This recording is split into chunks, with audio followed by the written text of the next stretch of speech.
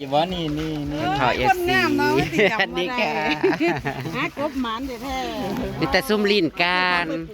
โอ้มันเป็นจะสื่อของไว้ปลูกกันไปสิใกล้สิเลยนี่โคกกลางตะบนคำป้อมโผล่ไปอยู่ความป้อมกันสิได้อ้วยแล้วแม่โดยหากบหมันแท้เอาเมาได้อีกอย่างเนี่ยมันคุยนอกเลยจะเอาเมื่อได้ปะมีพอคนดังตัวต่างไหนเนี่ยติดตามอยู่เด้อจ้าโอเคได้มันคักๆเด้อผัวนั่นได้มันคักๆเด้อผัวได้มันคักๆเด้อผัวนั่น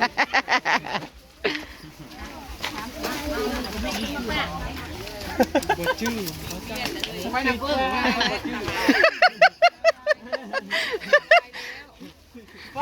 บ่ได้เคยมาเด้อค่ะมันมาแล้วก็พายโทรศัพท์น่ะสิฮอดย่านโทรศัพท์อยู่บ่นี่ว่าไปเมืองเฮ้ยขั้นตอนมันสิเงินหมดอัตตี้นี่ใช่เอาแกได้เมาเฮาปัญหาบัดสิขี่รถเมื่อนั่นแหละตอนซื้อน่ะบ่ปัญหาอยู่บ่บัดขี่รถเมื่อนี่ค่ะโอ้ยกางเกงในเบิ่งกันยำบักสม6 โลร้อยจะให้แขกก็ได้มีแต่ผมเมาเจ๊อยู่พุ่นแล้วนอกแล้วอยู่นอกแล้วไปขับมาเลยชื่อไปเลยไปป้อนอันนี้นะเฮ้ยใช่เลยหาเงิน20 บาทก็ตุ้ยอ่ะสารพันพากันน้องกับสังก่อนจังยังมีดาราสาวประเภทนี้จ๋าลึกไว้ขอบคุณหลายๆเด้อค่ะเด้อลูกเอ้ยคิดสิ่งใดให้สมความมุ่งมั่นปรารถนาเด้อลูกเด้อเดินทางปลอดภัยให้ได้ผัวกับเมื่อบ่เมื่อนี่ค่ะเอาให้ได้ทุกอย่างในใจเป็นค่ะขอบคุณค่ะแต่ว่าในพัวสิบ่เมื่อแหละสิยุพี่เลยใครว่าสิได้ไปเป็นน้องไข่เล่าอยู่นั่นให้เดินทางปลอดภัยทุกคนนะคะถ้าจะหอยศอกฮะครับคือว่าไปเลาะทั้งคุณแสเขาจะได้เยอะกับปูบ้านหัวคอยหอยยื่นเอาบักสมเอาเมาบักสมเฮ้ยเอาแล้วนะเฮ้ยแม่มึงคนได้6 โลร้อยบ้าพี่โล40พอใจกันมึงเลยมึงปึ๊กกูมาจักว่าชมหลังหมดบังเอาอีกอะไรตัวพี่แซวยุ่สมห้าหนอนักพี่แม่มึงปึ๊กถ้าถือ6 โลร้อยมึงไปซื้อ6 โล40 บาทเนาะ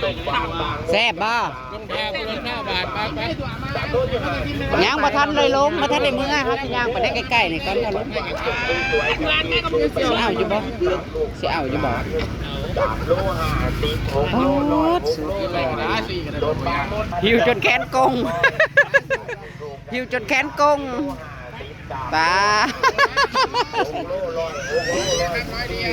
ไปย่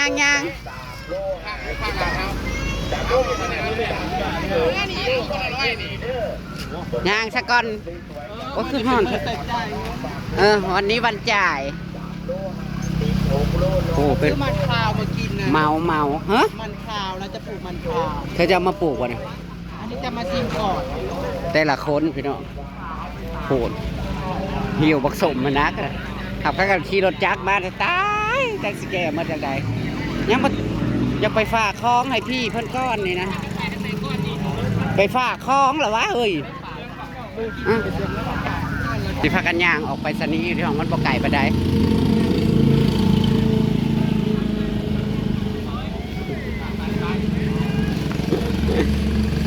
เป็นพุ่มเป็นพวงสาวพุ่มพวงบ่ซื้อบ่เครื่องซักผ้าบ่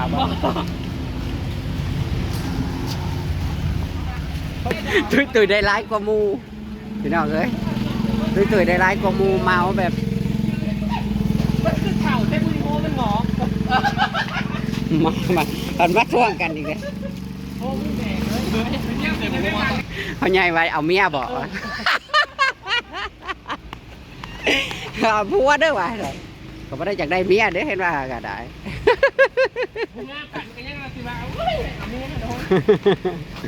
นี่เด้คือรถไฟฟ้านี่อยากได้ชุดแต่งงานอีกเลย ย่างส้มมันเค็มมาลาดพี่น้องเอ้ยผู้ลายๆอยู่ เอามี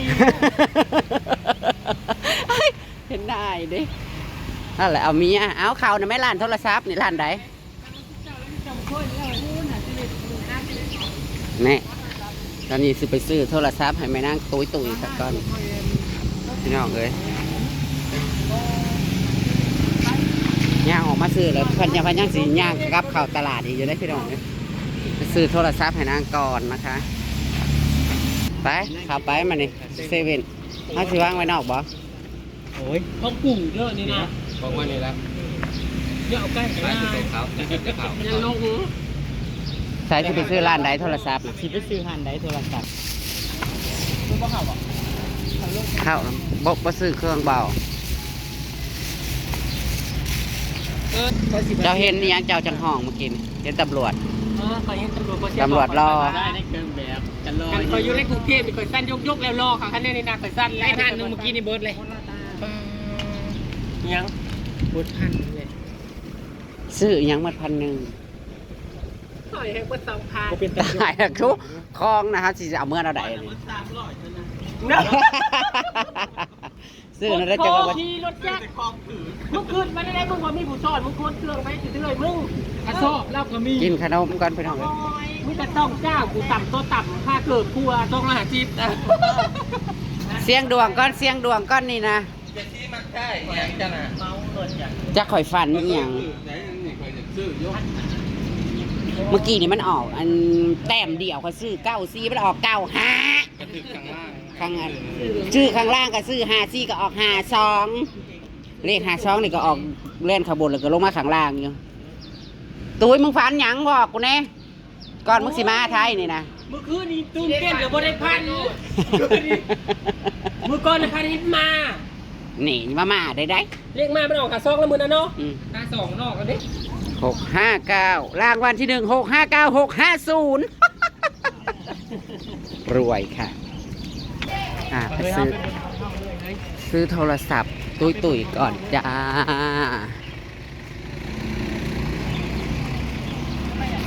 เอาเลือกแม่มิตร56น้ำพันยังอยากได้หาอยู่ หรือว่าเอา56ไปเลยบอกไปเบิ้งซะก่อนไปเบิ้งก่อน มันปีกายเลยเด้ มันเก่าแล้วมีแต่ไม้มาบัดนี้ตำรวจจับเจ้าบ่ ไปย่านมาได้ทอดเขามากินน้ำนั่งหูนั่งฮีหลู เกือบจะไปก้องแท้แล้ววะ พอจนพูดแล้วก็น่าเชื่อตัวชิ้นว่ามาได้เมื่อแล้ว นะซื้อบอกมันใกล้แล้วก็ไม่ได้ขี่รถมาเลยดิ ต่อไปสู่ว้าว มันก็ได้รุ่นใหม่60 บาทบอกเบิ้งสรุปก็เลยซื้อไปซื้อหมองเก่ามาเบิ้งในโลตัสเก่าก็ได้เพราะว่าราคามันโอเค เห็นบอกเกือบจะไปพุ่นโทรศัพท์กับบ่ได้ นี่เอาอยู่เนาะกันยังว่าผู้บ่เคยมาพาไปทางไหนกับไป เป็นได้ละวันนี้ เฮ้ยกันคน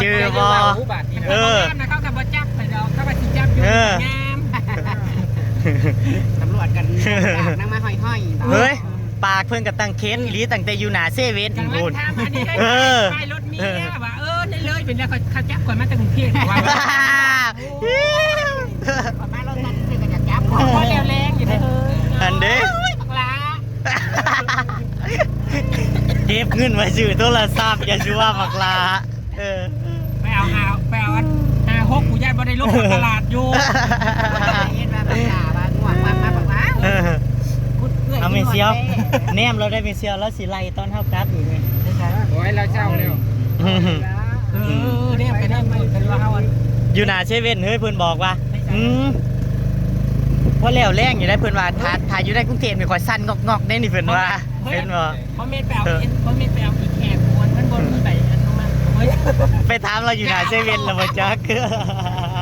เขาก็ไม่ได้ไปซุ่มซี่ซุ่ม ปั่นหน้าเข้ากับแต่ใบตัว3ใบนี่ไปไหน อยากรู้ว่าเด้พี่น้องก็เขาเขียนมาให้สำนันเนาะพี่น้องเนาะ เขากับโมเมนต์ว่าเขาไปซุ่มซี่ซุ่มคาได้ ตกใจเบิด ว่าเซปเตียเพิ่นมาให้กันเบิ่งต่อในเซเว่นกันก่อนยังเขากันอยู่เทพกันยกกันนี่นะ โอ้ยเฮ็ดไม่ค่อย ถือไล่อีกแล้วถือไล่อีกแล้วพี่น้อง เฮ็ดเนาะ บ้านเฮานะ งรักษาวัฒนธรรมดั้งเดิมไว้เป็นลูกเป็นบ่อเอาย่านลูกร้านบ่เห็นดิแหละมันแพงจะเอาไปทำมาหากินสำนันน่ะสิว่าแพงฉันมีให้ยืมนี่เด้นี่มีเจเพิ่นมาน้ำเยอะสิแม่ย่านยังออกดอกใช่จก2,000นี่มันจก 2,000ระเบิดแล้วนี่น่าก็เบิดเลย2,000เฮ้ยท่านว่าไปปากเซ่ก็ถือไกลเพราะไฟแดง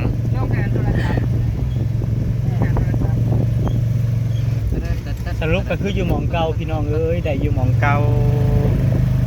ไปดูกันว่านั่งชีเอาหลุนไหนพี่น้องเพราะอันนี้รถตามราคามันก็ต้องเห็นบ่มุมห้านี่คือเก่าไปทางแรกกับคนเป็นตาเบิ้งมากินแต่นี่แน่แซ่บใดแซ่บใดวะ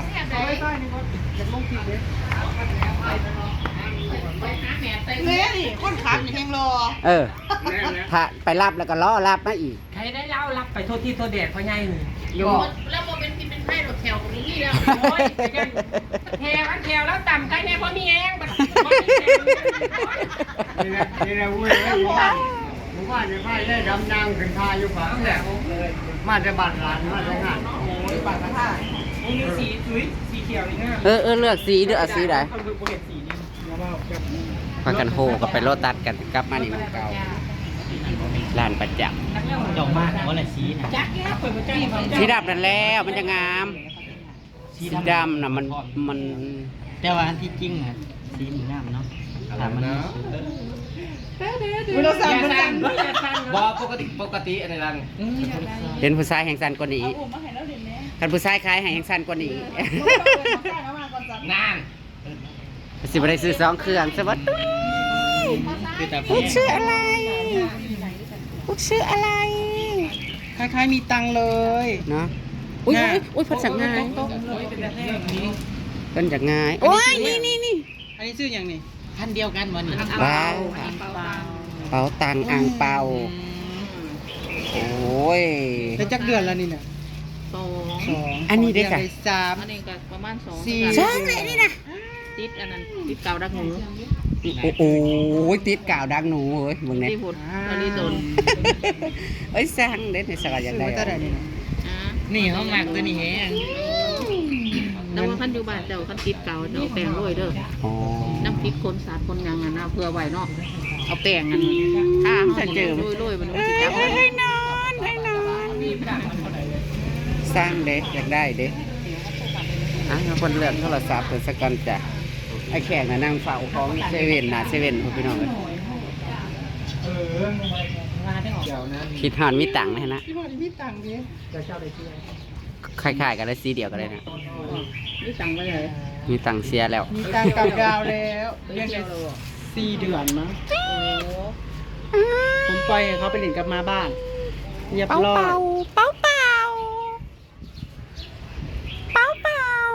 อ่างเป่าอันนี้เพิ่นฉีดวัคซีนได้แล้วฮะมันหูได้มาเนี่ย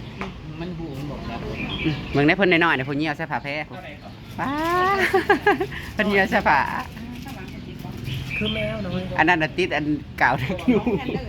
คนตลาดสวัสดีจ้าซื้อห้านี้พอได้ไป5นัดถึกลบมาอีกจ้าเจ้าก็ตั้งไปขี่ใส่อันโลตัสซื้อเนาะไปแต่บ่ได้มีหยังไปขี่ใส่โลตัสล่ะค่ะมา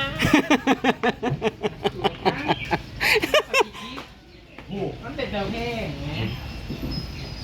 จังแน่นอนเลือกสีกันพี่น้องได้ไป Samsung Galaxy A56 จ้าแต่เขาแค่เบ้ยขอบคุณป้าสีม่วงสีม่วงนั่นแล้วดูเทปน้ำหลังได้บอกอันนี้อันเดียวที่บ้านของแกนะแปลว่าส่งน้อยเนี่ยอันนี้เดชาของไผ่นึกว่าของแถมอีกแต่ว่ามีส่งน้อยมือ2มือ3เนี่ยไปเอากางเกงในรองทรายจะมาตัวข้าเจ้าบ่ใส่แล้วนั่นข้างอีกแล้ว 15,999 บาท 16,000แต่เพันลดให้บาทหนึ่งจ้าจ้า ยังสิลดอีกอยู่ ยังสิลดอีกอยู่บ่ หรือมันสิ ป้าจะมาโหลดลายแต่ เอากับคนเห็นคนงาม น้อ คนงามเมือง ส สั ร้าง ง ทอง ทางใจ กับ สาว เบิ่ เมื ง อง แล้ว สอง เนี่ย คอ เขาก็มาจับ ไปเรียกเมืองเมื่อพูดแล้ว ดี มาสุดทางอยู่ในตลาดก็แตกสวดๆเด้อแล้วอะไรบ้างล่ะป่าวเอาแต่โทรศัพท์แล้วเมื่อบ่จ่ายเงินป่าว นั่นแหละข่อยก็งงอันนี้แล้วข่อยเขาก็จะฟื้นว่าข่อยขึ้นยังบ่ทันได้จ่ายเงินคือว่าได้โทรศัพท์แล้ว จะลองเป็ดแล้วมือแรกนี่เนาะ สิกินหยังมื้อแลง ซักเก็ตแล้วบ่ได้ยากข่อยก็เส้นน้ำน้ โอ้โหแปลว ำยากเอามือไปให้ดี ถ้ากินเฮ้ยไก่เตะตายเองครับต้องจัดการ ได้สลองเป็ดก็ได้พอเที่ยว สิอยากมันบ่ได้ทำแบบ นี่นะสร้างซองโตแล้วเลยคนเล่นกัน สีชมพูม่วง สีม่วง ม่วงอ่อนแน่มันจะบ่ลงกันแน่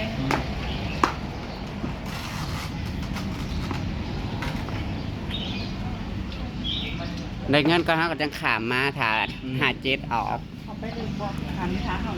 แม่แม่ ก็บ่เลิกกันแล้ว ไปหาขึ้นไปละ 10 กว่าลักหาคนทางติ ทาง โอ้ บน จ้าคนทางนี่10 กิโล จักไม่ใช่ สักขั้นตาม สี่คัน กันเอาไม่พูดเรื่องเสียได้เนี่ยพี่พูด ได้ เรื่อง ได้เซเว่นจะให้ก็ทางให้ไปข้ออะไรสักก่อนเพราะว่าผมมีชาลดกา ทางหน้าเซเว่นมันละกัน อีกหน่อยมันมาแล้วมันก็ทะนุถนอมเด้อ โอ้ยทีมหนาวไปนี่ให้มันตุ้มพรมโดมนะ เมื่อละเจ้าทะนุถนอมมาได้หนาวไปนี่ค่อยไปให้มันตั้งลมตั้งหมอกได้ใคร เคยใส่แต่คันราคาสิได้ค่าราคา7-8 ล้านเบาอันนี้เพราะว่าเป็นหมื่นพ่น แต่ตัวอะไรในไก่ยาเพิ่นก็บ่คุยไทยต้องจับแบบนี้ได้โอ้ย ใส่อันได้แล้วก็มาฮัลโหลลองเบิ่งดูฮัลโหลโทรนัดบักน้อยๆเบิ่งดู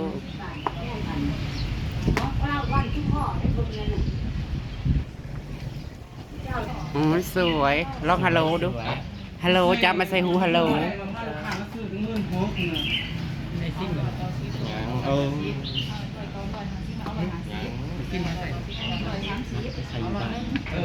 โอเค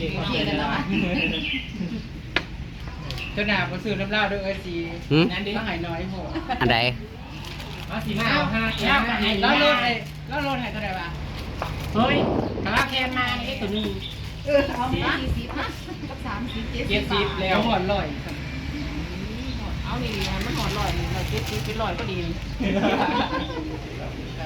ฮัลโหล ฮัลโหลบักหลาเอ้ยมีโทรศัพท์ไหมแล้วบักหลาเสี่ยวของเก่าเอ้ยบ่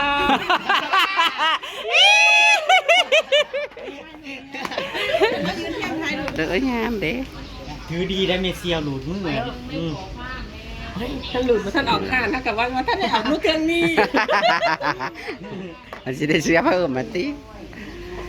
ไปว่าซื้อโทรศัพท์แล้วก็สิได้พักกันยังสิกราฟเข้าอีกอยู่บ่ตลาดนี่นะฮะ กับบักจักเลยจะมาสิลงตลาดอีกบ่ท่านจะได้ บ่คันว่าบ่มีแนวซื้อแล้วก็ ไม่ได้ซื้อกับเมื่อ อ๋อเจะได้ของสด จะได้ไปซื้อก่อนกับบ่เอาจะไปชมเดี๋ยวจะบ่เอาเอาเจ้าค่ะเดี๋ยวก็ได้แค่ทางข้างๆกับ คอยก็อยากไปฝากท้องแนว กลับไปฝากของ ฝากของในตู้บ่เฮ้ย เด้มันไปซะนี่ นี่ไปจะนี่ เราก็จะไปฝากท้องให้พี่อันนี้แล้วก็น้องๆก็ซื้อโทรศัพท์ให้ด้วยตัวยินดีกับนางด้วยจ้ากลับบ้านไปแล้วนะก็จะได้ถ่ายคลิปนักเราดูรอชมกันละกันแล้วจะคลิปแรกแหกมันนะพี่น้องตามคลิปหน้าจ้า เมื่อเขาขาดแต่ว่าเอ้ย มาโชว์ยืนโซ่อยู่พี่ดูจับโทรศัพท์มาโซ่ให้แน่ ไม่ใช่เลยไปทำไมกัน จะถ่ายรูป ถ้าเรือผดังกับสิก้าออกทงน้ำบ่ให้ เอามา เวลาหาไอ้พวกก้าวไป จ้า